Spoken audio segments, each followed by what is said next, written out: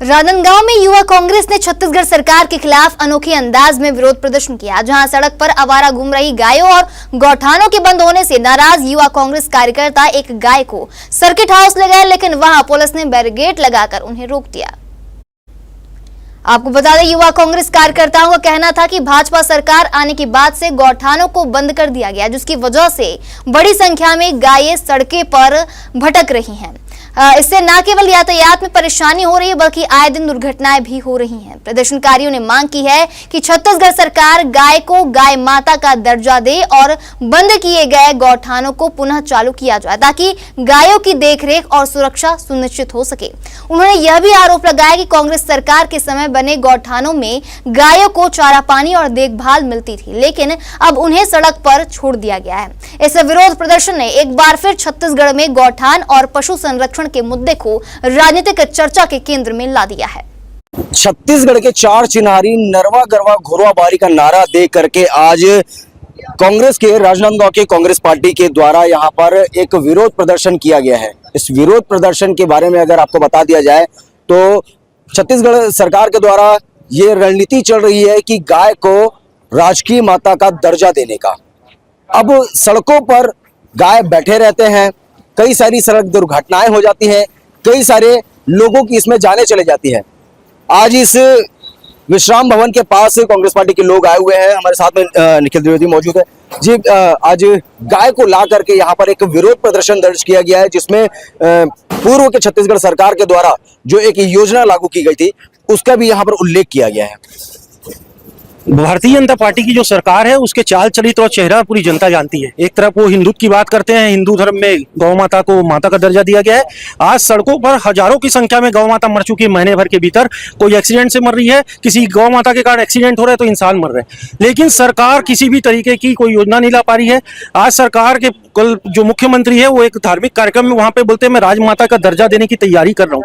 राजमाता है, राजमाता आज सड़कों पर मौत की स्थिति में है। गौठान योजना बंद कर दी गई है, गोबर खरीदी बंद कर दी गई है। आज जनता भूपेश बघेल को याद कर रही है कि भूपेश बघेल की सरकार में गोबर खरीदी होता था, गौमूत्र बिकता था और गौठान जैसी योजना थी जहां पर चारा मिलता था गायों को। आज गाय जाए तो जा कहाँ है, वो सड़कों पर है और सड़क पे होने के कारण दुर्घटनाओं में हमारी माताओं की जान भी जा रही है और हमारे साथ साथ जो इंसान है वो एक्सीडेंट का शिकार होकर उनकी भी जान जा रही है। लेकिन ये सरकार गूंगी भरी सरकार बैठी हुई है, केवल हिंदुत्व की बात करते हैं, लेकिन इनके पीछे हिंदूवादी कोई भी सोच नहीं है।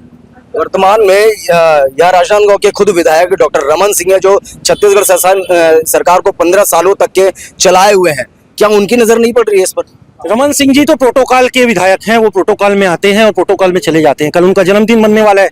शहर में तमाम तरीके की हत्याएं हो चुकी है, लोग के घर में अभी 1.25 महीने नहीं हुए हैं, दुख का पीड़ा हटे हुए और रमन सिंह बड़ी कार्यक्रम कराकर अपना जन्मदिन मनवा रहे हैं। तो ये जो विधायक है इनको किसी चीज की सूझ नहीं है। रमन सिंह कभी जनता के लिए सोचते ही नहीं। उन्हें पता है कि मैं वोट चोरी करके और पैसों के दम पे ये चुनाव जीत लूंगा, ऐसा सोचकर वो कभी भी जनता के सुख दुख में खड़े नहीं होते, केवल प्रोटोकॉल में आते हैं और प्रोटोकॉल में चले जाते हैं। उनके गनमैन उनके कार्यकर्ताओं तक को मिलने नहीं देते हैं, तो जनता क्या मिल पाएगी?